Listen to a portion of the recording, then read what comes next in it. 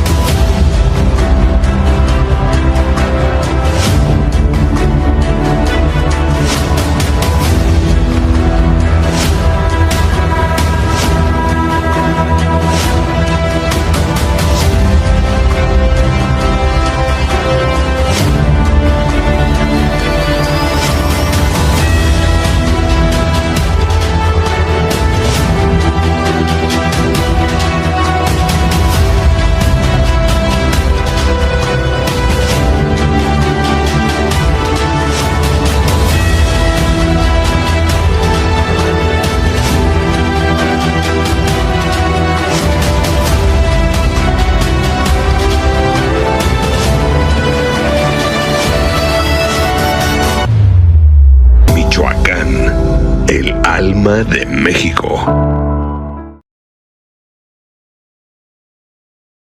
Buenas noches a todos. Bienvenidos a la sesión académica del Comité de Residentes de la Sociedad Mexicana de Medicina de Emergencia. Les damos la bienvenida al nombre de nuestro presidente, el doctor Gustavo López Orozco, quien les da la más cordial bienvenida para iniciar nuestras sesiones de este año. El día de hoy les vamos a presentar al doctor Ibsen Salvador Ibarra, quien es especialista en medicina de emergencias con subespecialidad en medicina del enfermo en estado crítico, quien nos va a hablar de una patología que es muy común en las salas de urgencias, la hemorragia varicela aguda. Adelante, doctor, buenas noches. Bueno, pues buenas noches. Hoy vamos a platicar el tema de hemorragia varicela aguda. Como ya comentaba la doctora Nancy, pues es un tema muy importante y un tema muy vasto, ¿no? Para el servicio de urgencias. Bueno, pues yo soy el doctor Ibsen Salvador Ibarra, médico urgenciólogo, y hoy nuestra agenda, brevemente vamos a hablar de una pequeña introducción, la mortalidad y la relevancia de esta patología en el servicio de urgencias, un poco de definiciones y temporalidades que hay que tener bien definidas, la etiología de esta enfermedad, un poco de fisiopatología, el diagnóstico y el tratamiento en urgencias efectivo, ¿no? Y como último, pues unas pequeñas conclusiones. Bueno, vamos a empezar con un pequeño caso clínico. Prácticamente es como nos va a llegar el paciente al servicio de urgencias. Como podemos ver aquí, un hombre de 54 años, acude por hematemesis abundante, de inicio súbito, refiere el paciente que hace 40 minutos, y refieren a su ingreso a urgencias 2 episodios más de vómito con sangre rojo brillante y coágulos a su ingreso en TEAS, además de acompañado de mareo y debilidad progresiva. Como antecedentes tenemos que este paciente consume alcohol de manera crónica desde hace 20 años a razón de 80 gramos día, tiene un diagnóstico previo de cirrosis hepática alcohólica, ha tenido episodios previos de ascitis, no tiene un seguimiento regular, no usa AINES y no tiene anticoagulantes. Y como podemos ver acá, llega a nuestro servicio de urgencias con un triage el cual tiene una TA de 85-55, una frecuencia cardíaca de 122, una respiratoria de 24, una saturación de oxígeno de 93% del aire ambiente, una temperatura de 36.2 grados centígrados y un Glasgow de 14, ¿no? Y a la exploración física, nuestro paciente va a tener palidez, diafuresis, ictericia, tiene un abdomen globoso, con circulación colateral, ascitis clínicamente, y las extremidades en este momento están frías y un llenado capilar de 5 segundos. Ahí mientras está el ingreso, lo están recibiendo, el paciente pide ahí un cómodo porque inmediatamente pues refieren o reportan que tiene esta evacuación, ¿no? Entonces, como ya lo vimos clínicamente, pues con estos signos vitales, y ante este escenario, pues el diagnóstico es básicamente no hay duda, ¿no? El paciente tiene los antecedentes de importancia que sabemos, alcoholismo, cirrosis hepática alcohólica, y clínicamente presenta datos de hepatopatía crónica, ¿no?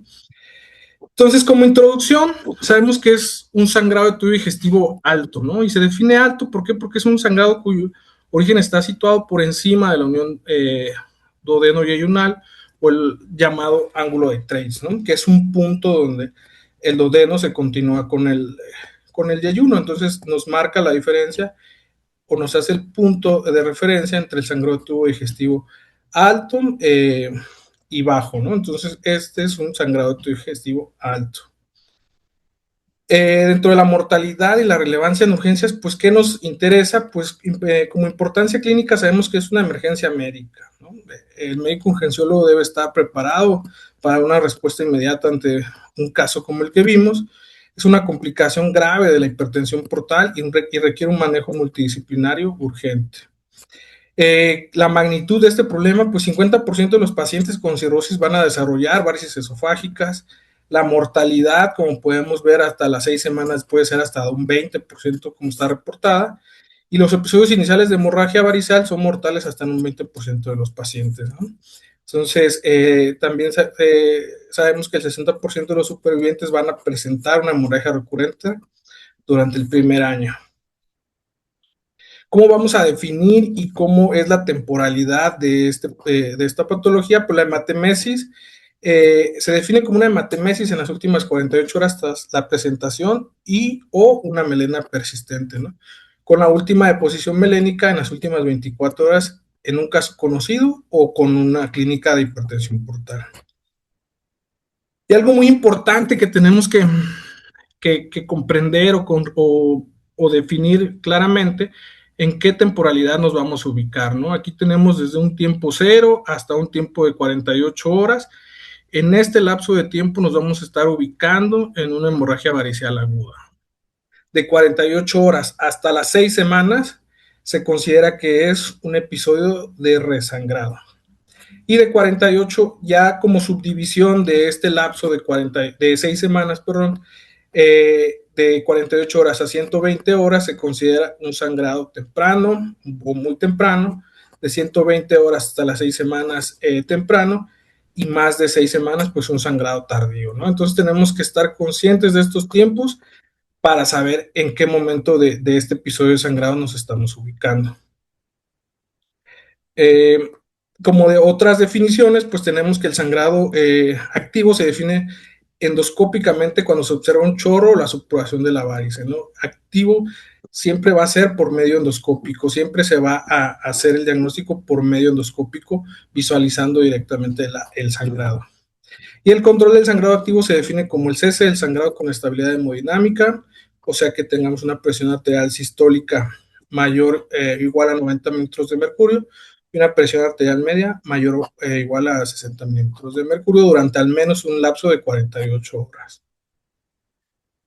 Otras definiciones que debemos de tener, que es un sangrado clínicamente significativo cuando ya hay presencia de melena recurrente o hematemesis que resulte en ingreso hospitalario, hemotransfusión, descenso de 3 gramos de hemoglobina o muerte en las siguientes 6 semanas. Hipertensión portal clínicamente significativa cuando tenemos un gradiente de presión venosa portal mayor o igual a 10 milímetros de mercurio, una medición de rigidez hepática por elastografía transitoria mayor a 25 kilopascales en pacientes con una insuficiencia hepática asociada a disfunción metabólica por hepatitis viral, o que no tengan obesidad, o sea, que tengan un índice de masa corporal menor a 30 kilogramos por metro cuadrado, y enfermedad hepática alcohólica, ¿no? En pacientes que son obesos o que tienen un índice de masa corporal mayor a 30 kilogramos por metro cuadrado, estos criterios ya no tienen la suficiente validez para el diagnóstico de hipertensión portal clínicamente significativa. Ahí dentro de otras definiciones que debemos de tener en cuenta o considerar es el fracaso en el control de la hemorragia o hemorragia persistente. Va a ser cuando el paciente muere o tiene una necesidad de modificar el tratamiento al presentarse con hematemesis fresca en menos o igual a 2 horas después del inicio del tratamiento, o que necesita entrar nuevamente a un procedimiento endoscópico, o pacientes que por la sonda nasogástrica tienen un aspirado mayor o igual a 100 mililitros de sangre fresca, ¿no? Un descenso en la hemoglobina de 3 gramos o del 9% del hematocrito en un periodo de 24 horas, que desarrollan choque hipovolémico, considerando los primeros 5 días como el episodio de sangrado agudo. La hemorragia varicial refractaria es aquella, pues, que el fracaso en el control de la hemorragia o el fracaso en la prevención del resangrado no se logró y continúa con hemorragia persistente, ¿no? Y episodio de sangrado agudo va a ser aquel que se va a presentar en los primeros 5 días de la hemorragia varicial. Bueno, etiológicamente sabemos que las complicaciones derivadas de la hipertensión portal, principalmente como la citis, la hemorragia varicial y la encefalopatía hepática, pues representan las razones más comunes de hospitalización y la necesidad de trasplante hepático y las mayores causas de mortalidad, ¿no? Entre otras complicaciones del paciente con cirrosis hepática. Dentro de la etiología sabemos que existen causas prehepáticas, como la trombosis venosa portal, causas hepáticas, dentro de ella la principal de estas causas pues puede ser presinusoidal, sinusoidal o posinusoidal, ¿no? Dentro de las causas sinusoidales pues propiamente tenemos a la cirrosis hepática y causas poshepáticas como alguna obstrucción de la vena hepática, ¿no? Por ejemplo, un síndrome de Buchiari que afecta principalmente a la vena hepática. Entonces nosotros nos vamos a situar en una causa intrahepática propiamente sinusoidal. Dentro de la etiología de la hemorragia variceal, pues sabemos que se trata de una hipertensión portal por un aumento de la presión hidrostática interior del sistema venoso portal mayor o igual a 10 milímetros de mercurio, ¿no? En esta fisiopatología, pues podemos ver que hay un gradiente, un aumento del gradiente de la presión venosa portal que representa la diferencia entre la presión venosa portal y la presión de la vena cava inferior. Como podemos ver acá, lo normal es que exista 0 a 5 milímetros de mercurio. Cuando sobrepasamos los 5 milímetros de mercurio, existe un gradiente superior entre las venas portas y la vena hepática que indica la presencia de hipertensión venosa portal. De 5 a 9 habitualmente, como podemos ver acá, es una enfermedad subclínica, pero cuando rebasamos los 10 milímetros de mercurio, habitualmente ya nos vamos a estar encontrando con clínica o con una hipertensión portal clínicamente significativa. Y como podemos ver acá, entre más va incrementando el gradiente de presión venosa hepática, pues van incrementando las complicaciones que se pueden presentar, y cuando rebasa los 22 milímetros de mercurio, pues prácticamente son pacientes que van a tener desde su ingreso a urgencias y con un episodio de sangrado variceal, pues una altísima mortalidad. Fisiopatológicamente, pues sabemos que la hipertensión portal se define por un aumento de gradiente de presión venosa hepática, ¿no? Que principalmente se rige por algo que conocemos como la ley de Ohm, que se aplica principalmente a la hemodinámica, ¿no? Sabemos que la ley de Ohm nos describe que un fluido se desplaza en el interior de un conducto cuando la presión en el inicio es superior a la presión existente al final de este, ¿no? Moviéndose desde una zona de mayor concentración a una zona de menor presión, y así el flujo depende directamente del gradiente de presiones entre estos dos puntos, ¿no? Y va a ser inversamente proporcional a la resistencia. Entonces, ¿qué vamos a tener? Que hay un aumento de la resistencia en este sistema y un aumento de flujo, ¿no? El aumento de la resistencia va a tener un componente estructural fijo que va a ser principalmente causado por una fibrosis y presentación de nódulos que van a distorsionar la arquitectura vascular, capilarización sinusoidal, va a haber depósito de colágeno en el espacio de Dice, distorsión mecánica de la arquitectura vascular y por lo tanto pues va a estar un tejido fibrosado, ¿no? Y un componente funcional dinámico en el cual va a haber disfunción endotelial, va a haber déficit de óxido nítrico y exceso de endotelina y tromboxano, ¿no? Principalmente sabemos que tienen un componente vasoconstrictor fuerte y esto pues nos va a incrementar todavía más las presiones, ¿no? Y va a haber una activación y contracción miofibroblástica principalmente desencadenada por las células estrelladas, y esto pues al final de cuentas nos va a dar un déficit de óxido nítrico y un exceso de endotelina 1 y tromboxano A2 principalmente, ¿no? Y un aumento de flujo que va a haber en la circulación, nos va a crear una circulación hiperdinámica esplácnica con una vasodilatación arterial mediada por factores humorales y un aumento del flujo venoso portal, ¿no? Entonces va a haber sobreproducción de óxido nítrico en territorio esplácnico tratando de compensar el aumento de la resistencia y estimulación de angiogénesis y colaterales en este sistema venoso con un umbral, pues que como lo pudimos ver, que supera a los 5 milímetros de mercurio, ¿no? Sabemos que el hígado recibe su irrigación sanguínea de la arteria hepática y la vena porta, y la mayor parte proviene de la vena porta, ¿no? Las venas mesentérica superior e inferior y esplénica se unen para formar la vena porta, y esto tiene una longitud de 7 a 8 centímetros, ¿no? Entonces, la vena porta nos va a transportar sangre desde el vaso, el páncreas, la vesícula biliar, el esófago, el estómago y el intestino grueso y delgado. Entonces, la importancia radica en que al final de cuentas la principal razón para el aumento de resistencia vascular, la desregulación de las células endoteliales sinusoidales hepáticas y las células estrelladas hepáticas, como acabamos de ver. ¿Esto qué también nos va a generar? Pues de la hipertensión portal vamos a evolucionar a la hemorragia varicial, ¿no? Y como podemos saber, la formación de colaterales o de circulación colateral, pues principalmente suele ocurrir en 4 ubicaciones principales, ¿no? El esófago distal, el estómago, donde se forman las varices gastroesofágicas, el ombligo a través de las conexiones entre la vena porta izquierda y la vena umbilical, el retroperitoneo que involucra las venas ilíacas y ovárica y la región anorrectal, y entre las venas pudendo y rectal inferior, que va a dar lugar a las varices rectales, ¿no? Entonces, cuando nosotros tenemos un gradiente de presión venosa hepática que supera los 10 milímetros de mercurio, el riesgo de ruptura pues es inminente, ¿no? Y esto va a estar determinado principalmente en las varices esofágicas por la ley de Laplace. La ley de Laplace pues nos determina que va a intervenir la presión, que va a ser el gradiente de presión portal transmitido, el radio, que va a ser se va a incrementar con la dilatación progresal por el flujo hiperdinámico, y el grosor de estas paredes de las varices esofágicas, que va a presentar los signos rojos de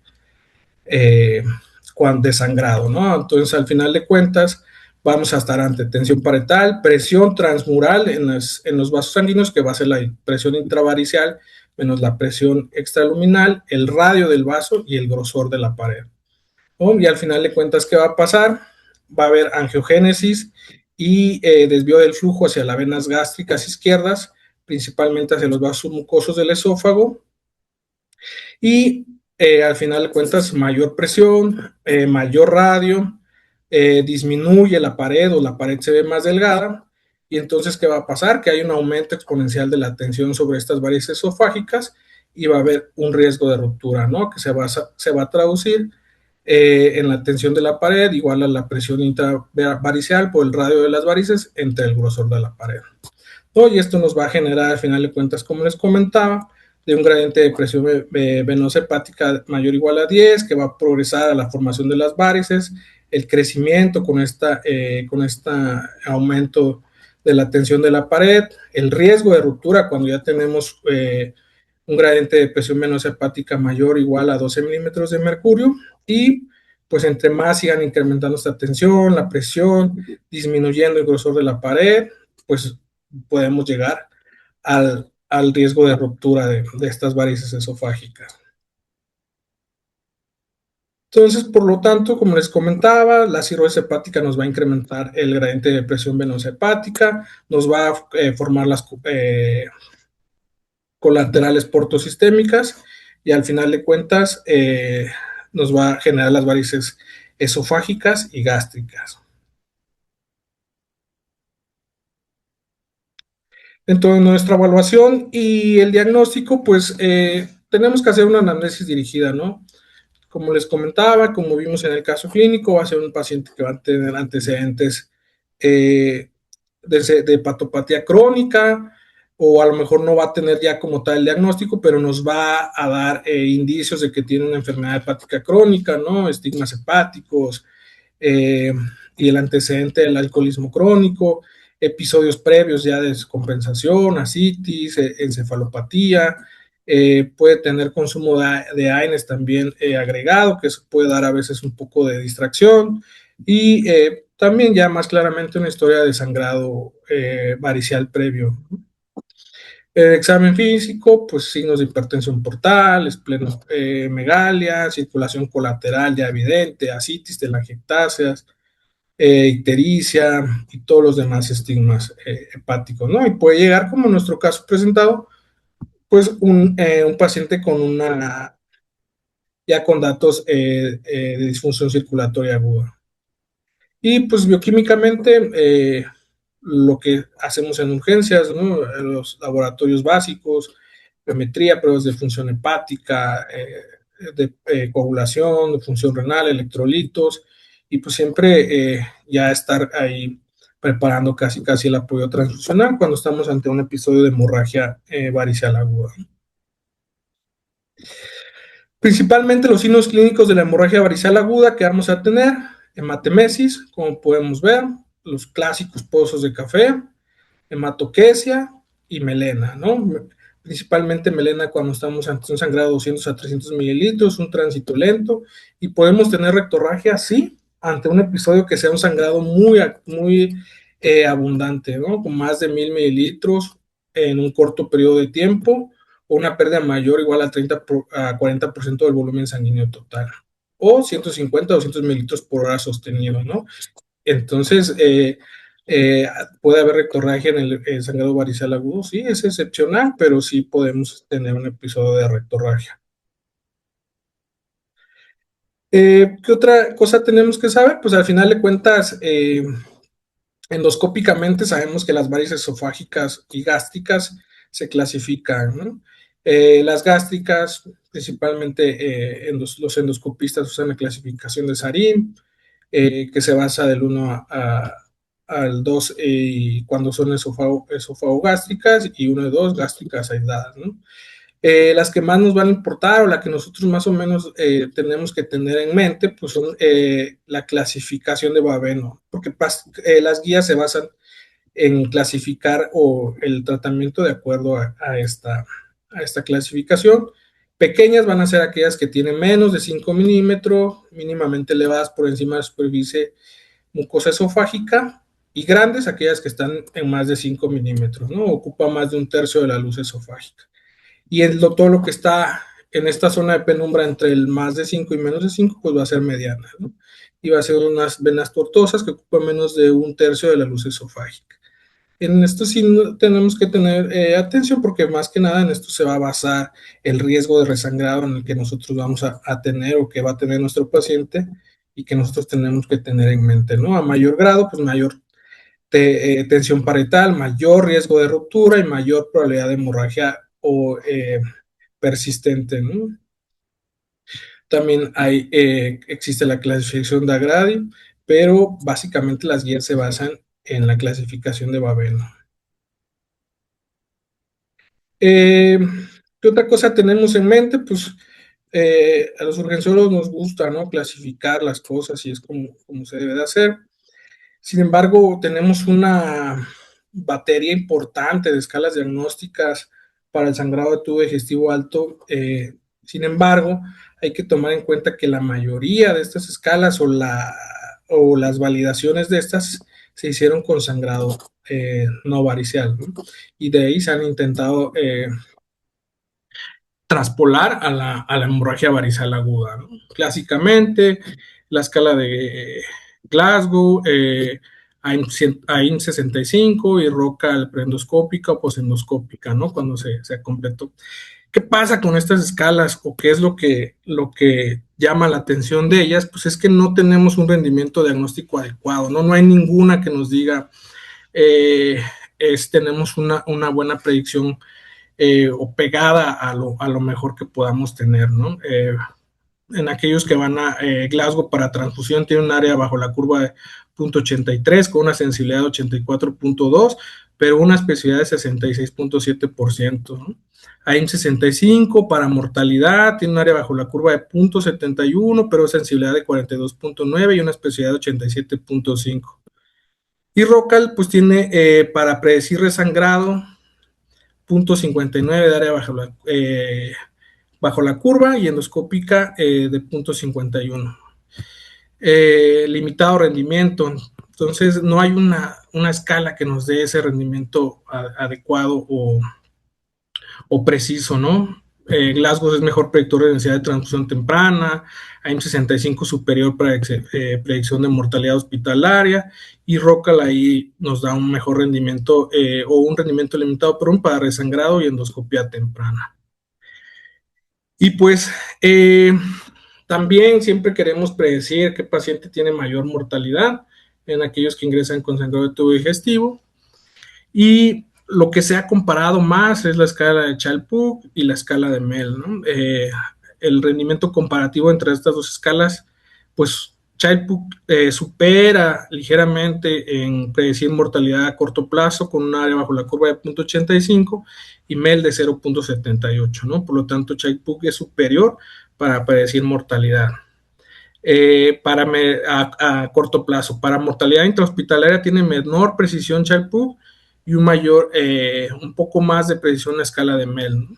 Entonces, como les digo, no hay una escala que nos vaya a hacer completamente todo al 100%, por lo tanto, no hay que guiarnos solamente por una, ¿no? Como hallazgo clave, pues Child-Pugh demuestra mayor precisión predictiva a corto plazo comparado con Mel, ¿no? De un área bajo la curva de 0.85 comparado con un área bajo la curva de 0.74. Y ambos scores muestran capacidad reducida para predecir resangrado varicel agudo. Por ahí surgen otros scores, entre ellos va emergiendo el ABC score, ¿no? Principalmente para mortalidad a 30 días. Tiene un área bajo la curva bastante decente, 0.81 a 0.89, comparado con AIM65, con Glasgow. Pero para resangrado tienen un área bajo la curva menor a 0.60, ¿no? Entonces, todos los scores son limitados, no hay uno que digamos que nos va a dar al 100% o bueno, lo más cercano que sea lo perfecto para predecir tanto resangrado, mortalidad hospitalaria, mortalidad a los 6 meses. No existe aún todavía, ¿no? Por ahí vienen emergiendo algunos otros scores, Oakland, CHAMS, pero falta mucha validación externa de estos scores, ¿no? Entonces, ABC emerge ahí, es una escala integral, involucra edad, sangre, comorbilidades, y para mortalidad 30 días con una área de la curva bastante decente. Falta que se valide y veremos qué pasa, ¿no? Ya en México se ha tratado de hacer o de buscar cuál es el score ideal. Es un trabajo del 2016 que hicieron en el Hospital Juárez, Médica Sur y Nutrición, que trataron igual de buscar qué score podía ser el más perfecto o el que nos dé mayor rendimiento diagnóstico. Y pues igual, ¿no? Mel sigue siendo superior para mortalidad hospitalaria y Glasgow para resangrado en hospital, como podemos ver aquí, con un área bajo la curva de 0.82 para Mel en mortalidad hospitalaria y para Glasgow en resangrado en hospital, ¿no? 0.76. Y para mortalidad, pues igual Mel mayor o igual a 13 puntos, con un punto de corte mayor o igual a 13 puntos, y AIM 65 con un punto de corte mayor o igual a 1, casi similares, pero sí lo superó ligeramente la escala de Mel, ¿no? Y aquí, como podemos ver en las curvas ROC, pues al final de cuentas la mayoría se mantiene ahí, ¿no? No rebasa el punto 80 de área bajo la curva, tanto ROCA, Glasgow, AIMS, CHAL y MEL. Entonces no hay una escala ideal, hay que usar una combinación de ellas si queremos predecir resangrado, mortalidad a los 6 meses, mortalidad hospitalaria. Como dice este artículo, estamos lejos todavía de una escala ideal o de un score ideal, y nuevamente nos vuelve a mostrar que no superan ahí, o que ni uno supera drásticamente a la otra, ¿no? Comparando todas las escalas que existen actualmente.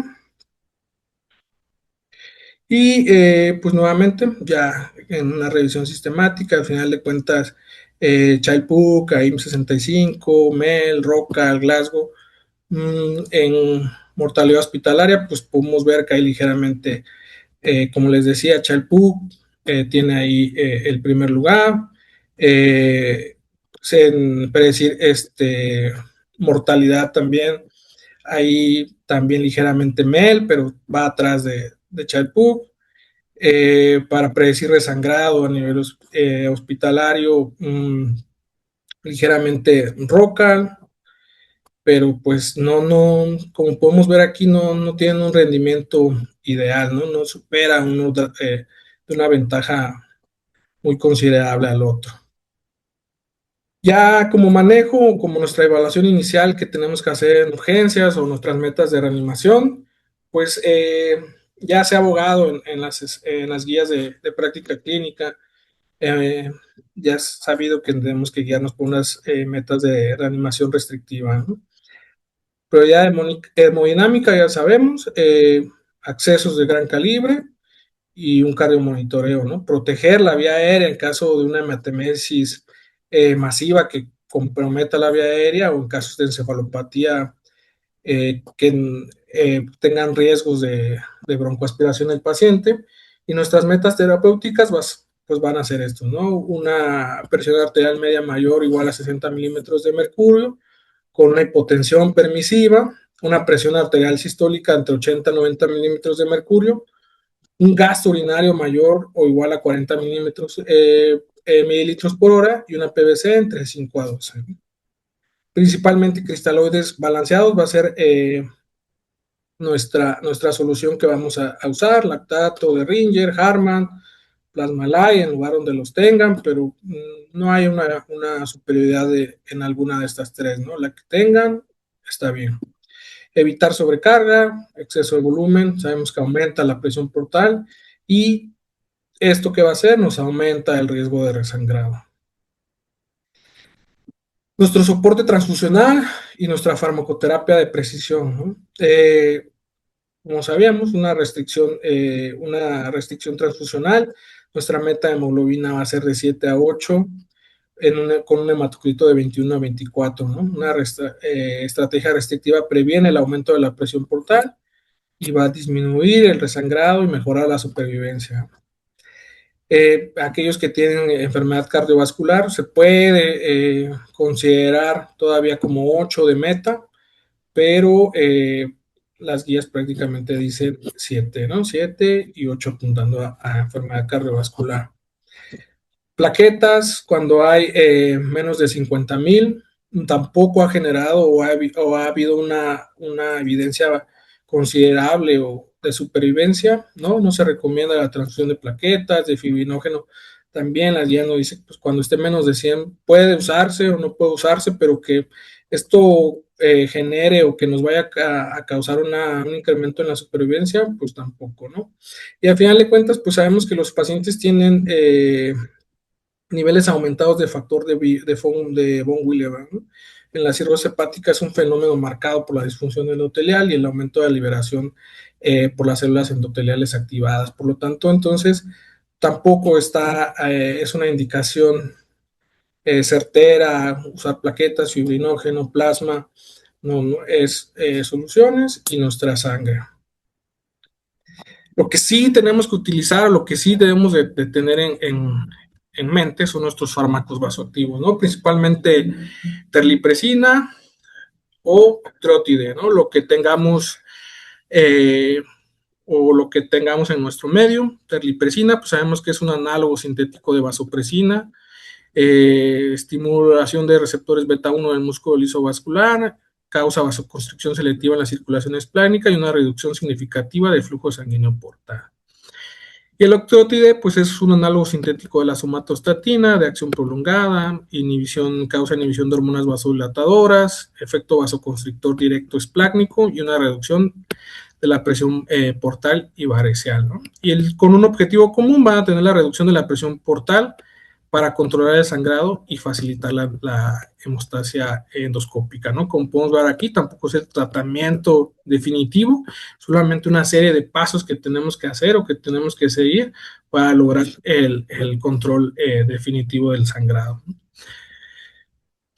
Dosificación o qué esquemas vamos a usar. Terlipresina principalmente, 2 miligramos IV cada 4 a 6 horas, las primeras 24 o 48 horas, y después de ahí una dosis de mantenimiento de 1 a 2 miligramos IV cada 4 a 6 horas, ¿no? Con una duración entre 2 a 5 días.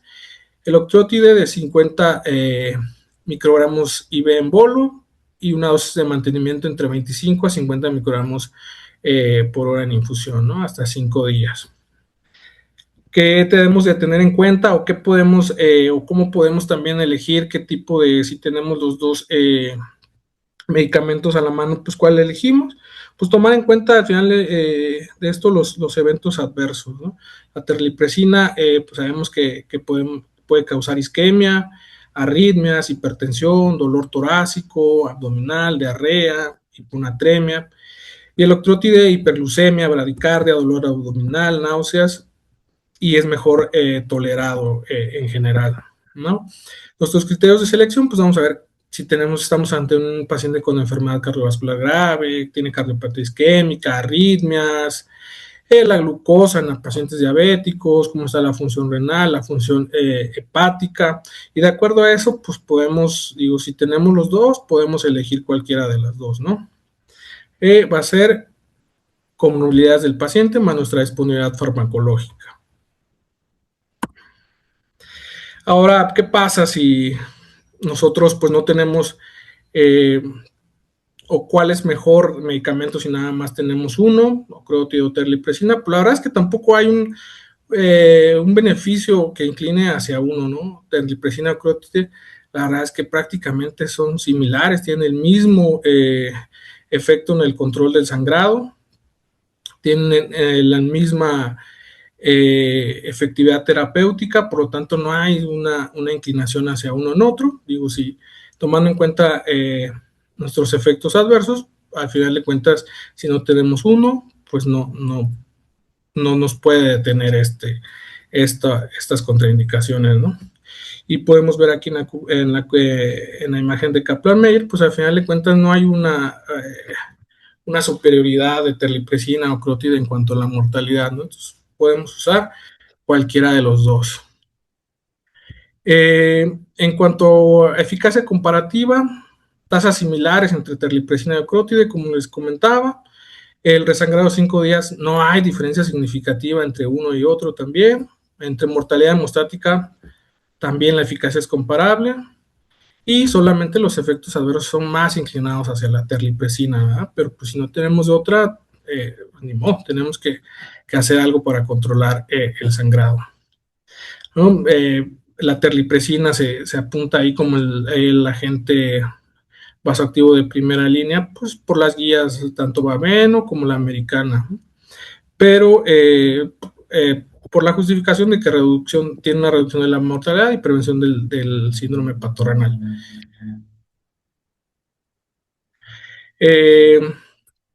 Ya se ha estudiado también pues, cuál tiene mayor eficacia, como siempre son preguntas que se quieren responder.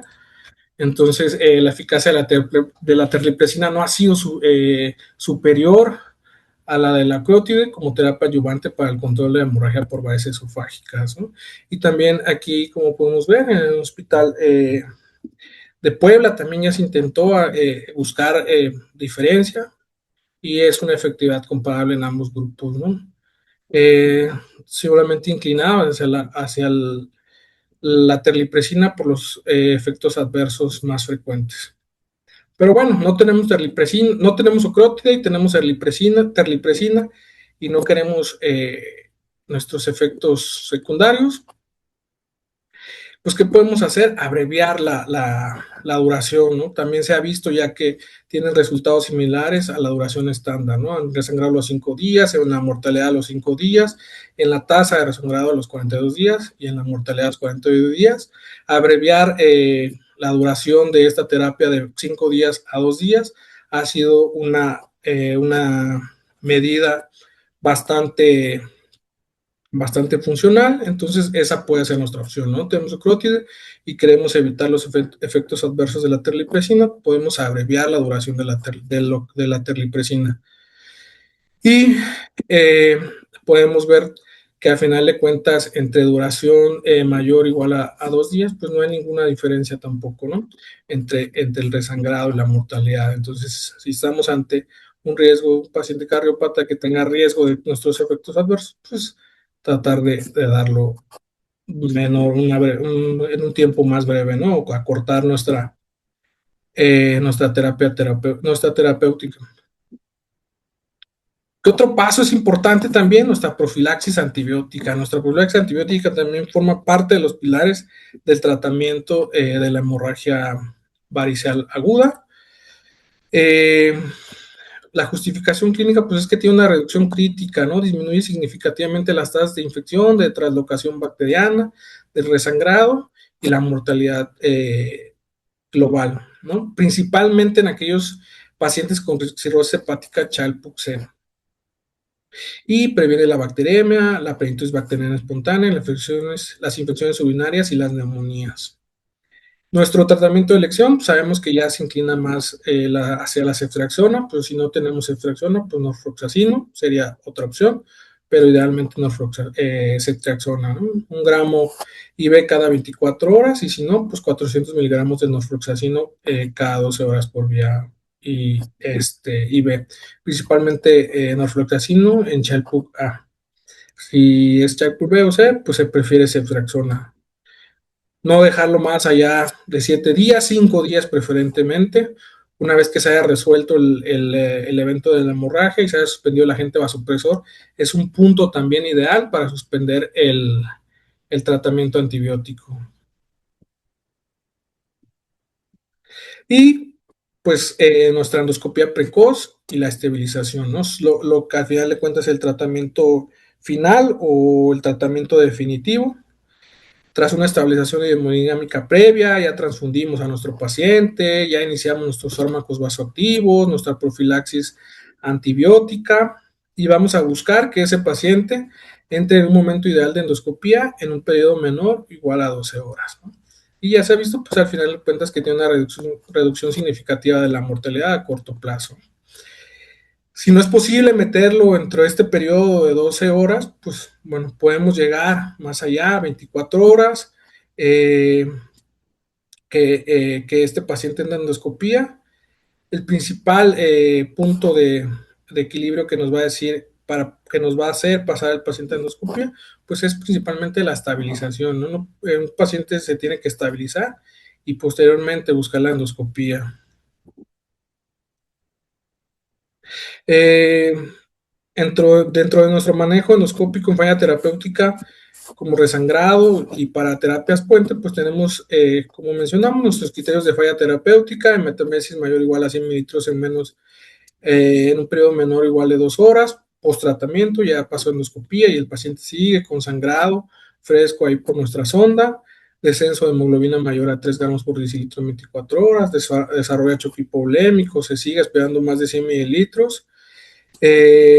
Entonces se tiene que usar nuevamente, o la endoscopía es una terapia puente para principalmente un TIPS de rescate, o también podemos usar como una terapia puente un balón, ¿no? Un balón, una sonda de balones. Entre un 70% de pacientes se va a lograr la hemostasia, pero pues sabemos que el uso es en un periodo menor a 24 horas. Ya prácticamente esto es de endoscopista, si se va a preferir prótesis mecánica o TIPS. Preventivo, las guías se inclinan más por TIPS temprano, dentro de las primeras 72 horas en pacientes que tienen alto riesgo, y estos van a ser aquellos que tienen un Child-Pugh, un gradiente de presión menos hepática mayor o igual a 20, o los pacientes que tienen Child-Pugh B con sangrado activo, ¿no? Mejor llevarlos a TIPS de rescate, donde hay, pero bueno, es lo indicado. ¿Qué otra cosa hay que tomar en cuenta? El omeprazol, ¿no? El omeprazol, la hemorragia varicela aguda, creo que es muy común que siempre sea algo, a veces hasta se inicia antes el omeprazol que el vasoactivo, y eso es algo que no se debe hacer, ¿no? Debe de evitarse esta práctica. ¿Por qué? Porque el omeprazol únicamente está recomendado al ingreso ante una sospecha de hemorragia digestiva alta, que no sabemos ciertamente si es varicial, ¿no? A lo mejor pensamos que es no varicial, y bueno, ahí sí está indicado el omeprazol, pero que tenga una efectividad sobre la hemorragia varicial aguda, pues la verdad es que no. Nada más cubre el 30% de las causas no variciales, ¿no? Como podemos ver. Si es claramente un sangrado tubo digestivo alto de origen varicial, pues no tiene ninguna razón de ser que usemos el omeprazol. Si no tenemos la certeza diagnóstica que es varicial, de origen varicial, pues podemos iniciarlo, ¿no? Pero tras confirmación endoscópica de origen varicial, las guías nos recomiendan suspenderlo, ¿no? No tiene ningún beneficio, no mejora el control de la hemorragia varicial, y se asocia a mayor riesgo de peritonitis bacteriana espontánea en estos pacientes, ¿no? Entonces tenemos que irnos del empirismo inicial cuando no sabemos ante si la etiología de esta hemorragia, a la suspensión dirigida cuando nos confirman que es hemorragia varicial o de etiología varicial. Al inicio siempre se usaba porque se asocia a menor incidencia de úlceras por ligadura, pero al final de cuentas las guías ya no lo recomiendan.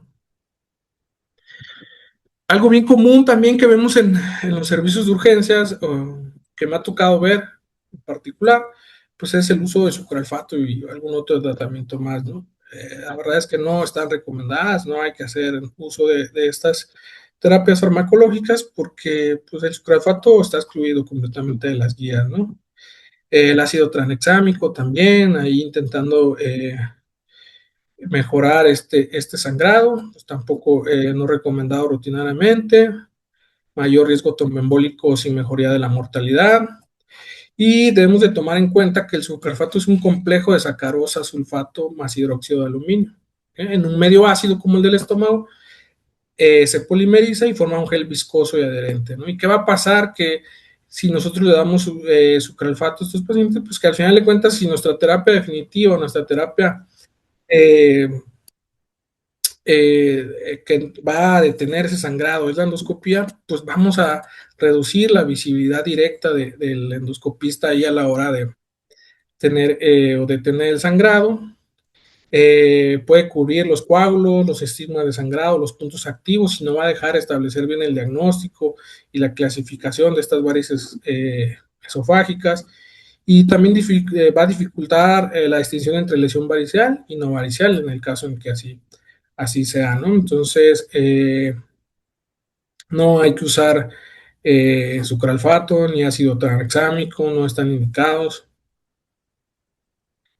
Procinéticos, bueno, sí, procinéticos sí están indicados en la hemorragia varicial, una dosis nada más de eritromicina intravenosa.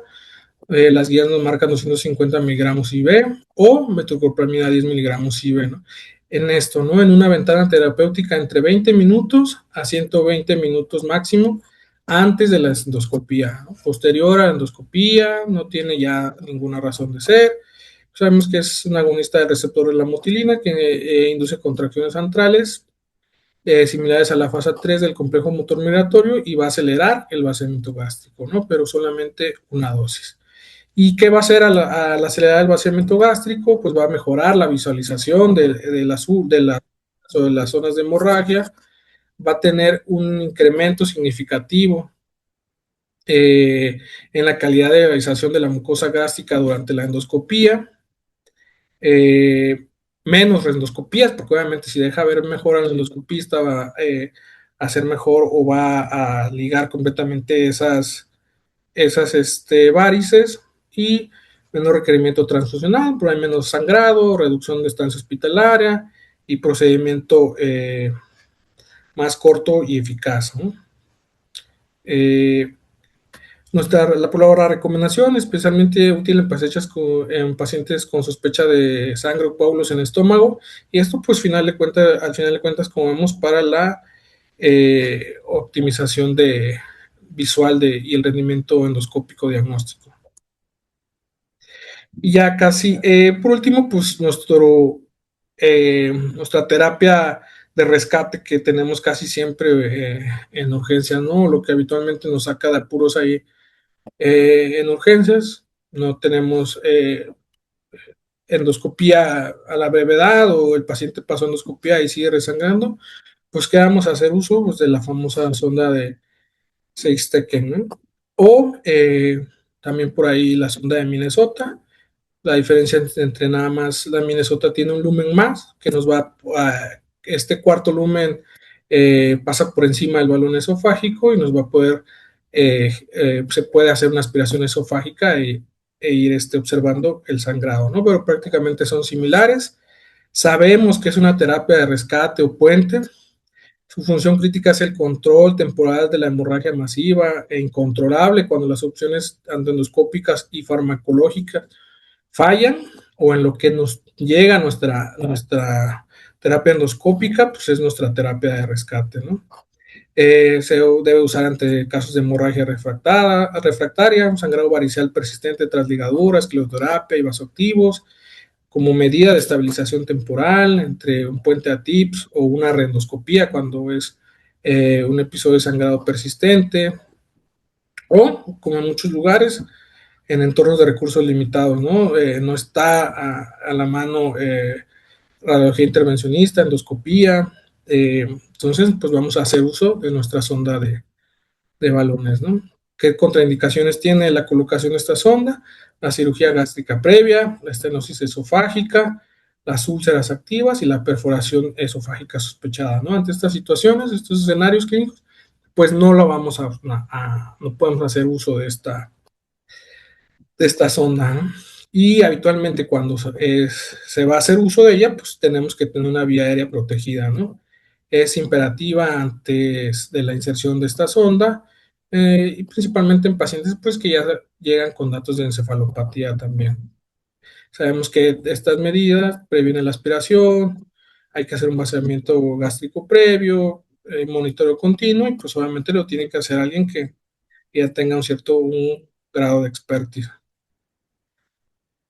¿Qué es lo que vamos a monitorizar? Pues nuestra técnica de inserción, como ya sabemos, proteger la vía aérea, intubación endotraqueal, si hay si el riesgo de aspiración es alto, verificar los balones, comprobar la integridad y el inflado gástrico y la tracción, ¿no? 250, 350 litros de aire es lo más indicado, y hasta la tracción suave cuando se ancla en la unión gastroesofágica.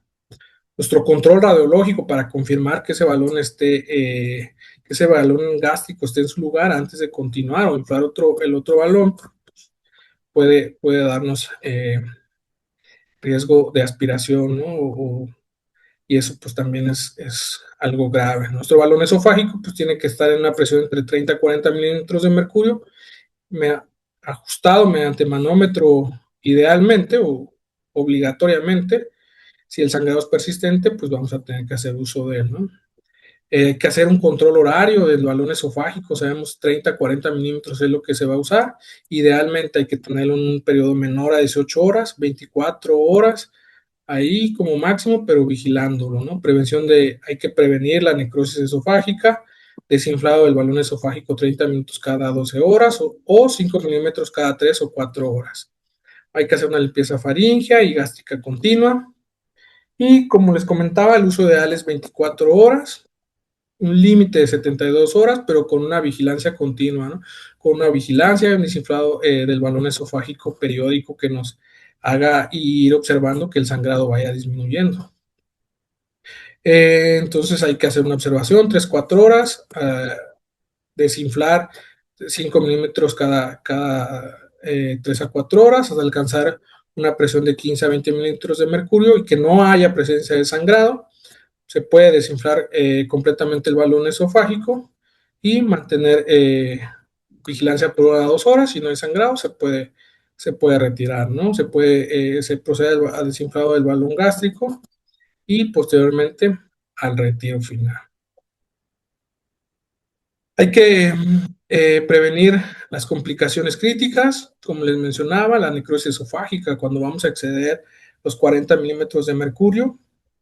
Para esto pues hay que tener un desinflado intermitente, la perforación cuando se insufla, cuando la insuflación gástrica se hace en el esófago, hay que retirar inmediatamente y pues probablemente este paciente vaya a ir a cirugía, ¿no? Si ya está confirmada la perforación. La aspiración, el contenido gástrico, la sangre que puede ir a la vía aérea y que el balón nos migre y nos cause una obstrucción de la vía aérea. Entonces siempre hay que considerar el balón, la sonda de balones como una herramienta de rescate de última línea. Y bueno, para terminar, y las conclusiones, las perlas clínicas para el residente de medicina de urgencias, pues la sobretransfusión aumenta la presión portal, ¿no? Y esto va a incrementar el riesgo de resangrado y la mortalidad. Entonces hay que evitar y guiarnos por la la reanimación restrictiva, ¿no? Todo paciente cirrótico con hemorragia varicela aguda va a requerir antibiótico, es prioritario que se inicie desde que llega a urgencias.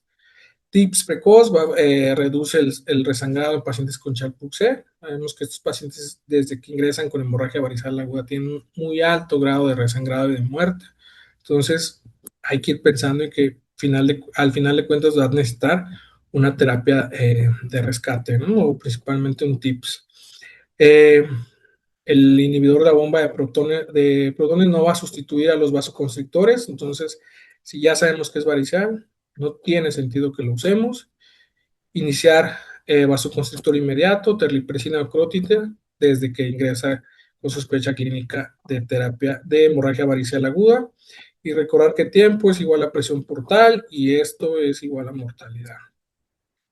Y sería todo de mi parte. Muchas gracias. Muchas gracias, doctor, por su ponencia. La realidad es que, pues, todos los servicios de urgencias tenemos muchos pacientes con hemorragias variceles agudas ante el contexto, pues, sobre todo de etiologías alcohólicas, ¿no? Creo que es difícil que algún hospital no vea algún tipo de este paciente. Y pues como ya bien dijo, o sea, la realidad también en nuestro sistema precario en países de desarrollo es que pues a veces llegamos a tener endoscopía.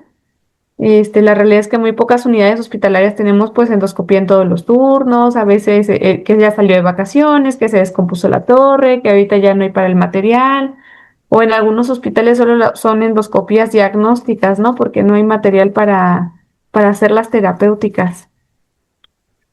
Sí, la verdad es que sí, es algo que pasa, yo creo, muy frecuente, ¿no? Un fin de semana, no hay quien las haga y es ahí el caos, ¿no? La noche y el fin de semana siempre son los caos a veces, ¿no? En los servicios de urgencias porque no están todos los servicios, pero pues sí, en realidad es lo que pasa. Bueno, pues entonces esperemos que hayan disfrutado esta sesión. Los invitamos a seguir participando en el Comité de Residentes de la Sociedad Mexicana de Medicina de Emergencias. A nombre de nuestro presidente, el doctor Gustavo López Orozco, pues agradecemos su participación y agradecemos a todos ustedes que nos han acompañado en esta sesión. Muchísimas gracias y hasta la próxima.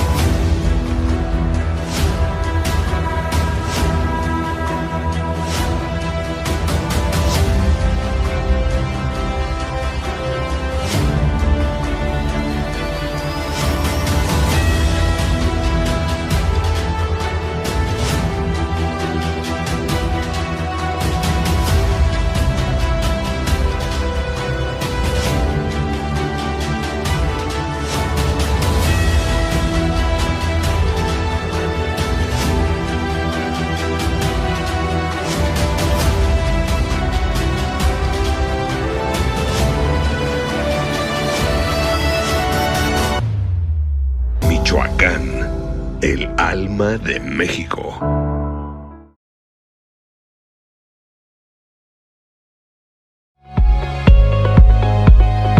The IFEM Academy is a global initiative by the International Federation for Emergency Medicine. It unifies IFEM's diverse educational activities into a learning mission that supports advocacy for IFEM's vision. This e-learning platform will include courses, webinars, and digital content, co-created with expert global partners, available in multilingual formats. Hello, my name is Dr. Saleh Faris Al-Ali. I'm the president of the International Federation for Emergency Medicine. We would like to bring you information on the IFEM Academy, an exciting development for educating professionals working in emergency care all over the world. Hello, my name is Dr. Fionn Davis, and I'm a past president of the International Federation for Emergency Medicine. I am passionate about education. The IFEM Academy project connects the best of the world's emergency medicine e-learning resources and the best teachers to the staff in hospitals in all corners of the world, filling a big gap for those in greatest need. State-of-the-art bite-sized learning will underpin more formal webinars and in-person courses. Hello, I'm Dr. Pauline Convocar, the President of the Asian Society for Emergency Medicine and the President-elect of the International Federation for Emergency Medicine. As a faculty member and mentor to emerging leaders, I have witnessed how access to knowledge changes not just clinicians but entire systems. The IFM Academy brings world-class education to every corner of the globe, ensuring that even in low and middle-income countries, excellence in emergency medicine is achievable. When we invest in the academy, we invest in people. We nurture the next generation of emergency physicians. We sustain growth, and we move together toward equitable quality emergency care for all. Together, let's make learning truly global with the IFM Academy. Hey everyone, I'm Dr. Priska Kizito from Uganda. I've spent much of my time helping build emergency care systems and training programs across our country. And I realized that across Africa, many providers that are dedicated to emergency care strain in terms of learning and access to structured, quality, ongoing training. And this is why the IFM Academy really excites me. It will help connect us in terms of collaboration, enable us to link up to better resources and even collaborate in terms of teaching. This will enable everyone everywhere to access the available resources and empower all clinicians in emergency care across the world. Thank you. Hello, I'm Dr. Martin Torraco, an emergency medicine consultant from Argentina. In many parts of Latin America, getting consistent, high-quality training in emergency medicine can be quite a challenge, especially in low-resource or remote areas like smaller towns, rural communities, or regions with harsh climates. That's why the IFM Academy is such a brilliant initiative. It brings together trusted, evidence-based learning from around the world and makes it easily accessible to clinicians wherever they are. I really believe this will help strengthen our specialty, support professional growth, and ultimately improve the care we can deliver. IFM's vision is to provide the emergency medicine go-to resource, which gives equitable access to the world's emergency physicians, nurses, and paramedics. We would value your support.